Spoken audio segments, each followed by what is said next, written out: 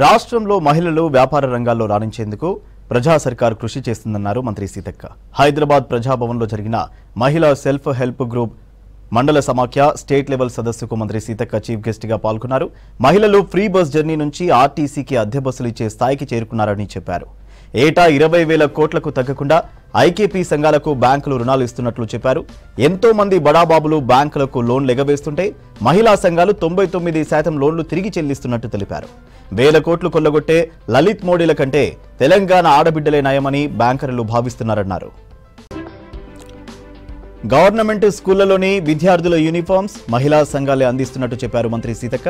ఆదిలాబాద్లో ఆదివాసీ బిడ్డలు తయారు చేసిన ఇప్పపువ్వు లడ్డూలకు ఇంటర్నేషనల్ లెవెల్లో ఖ్యాతి దక్కినట్లు చెప్పారు. హైటెక్ సిటీలోని ఇందిరా మహిళా శక్తి బజార్ తరహాలో మరిన్ని బజార్లు హైదరాబాద్ చుట్టుపక్కల ఏర్పాటు చేయనున్నట్లు చెప్పారు మంత్రి సీతక్క. 1 కోటి మంది మహిళలను స్వయం సహాయక సంఘాల్లో చేర్పించాలన్నారు మంత్రి. మహిళలను కోటీశ్వరులను చేయాలన్న సంకల్పంతోనే రేవంత్ సర్కార్ పనిచేస్తోందని చెప్పారు.